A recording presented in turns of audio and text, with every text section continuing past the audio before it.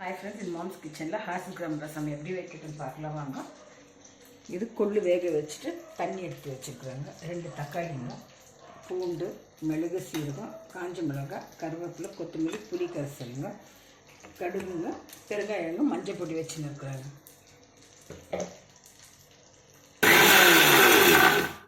எல்லாம் கிரைண்ட் பண்ணி வச்சுருக்காங்க. சீரகம், மிளகு, காஞ்ச மிளகாய், மிளகு. இப்போ எண்ணெய் ஊற்றி கடுகு போட்டுக்கலாங்க. கடுகு வெடிச்சோன்னாங்க பூண்டு, கருவேப்பிலை, காஞ்ச மிளகாய், மசாலா, மஞ்சள் தூள், பெருங்காயம் எல்லாம் போட்டுக்கலாம். இப்போ அரைச்ச தக்காளி போட்டுக்கலாங்க. இப்போ புளி கரைசல் ஊற்றிடலாங்க. இதான கொள்ளு வேக வச்சு தண்ணி ஊற்றிடலாங்க. ரசம் ஒரு கொதி வந்துடுச்சுங்க. ரொம்ப கொதிக்கக்கூடாதுங்க ரசம். இது ரசம் ரெடி ஆகிடுச்சுங்க. குல்தண்ணி ரசம் ரெடி ஆகிடுச்சுங்க ஃப்ரெண்ட்ஸ். இந்த வெதருக்கு ரொம்ப நல்லாயிருக்கும். வெயிட் லாஸ் பண்ணுறவங்களுக்கு கூட அது யூஸ்ஃபுல்லாக இருக்குங்க. நீங்களும் ட்ரை பண்ணுங்கள் ஃப்ரெண்ட்ஸ். இது ஈஸி தாங்க, டேஸ்ட்டாக இருக்கா, ஹெல்தி ரசங்க. தேங்க்யூ ஃபார் வாட்சிங்.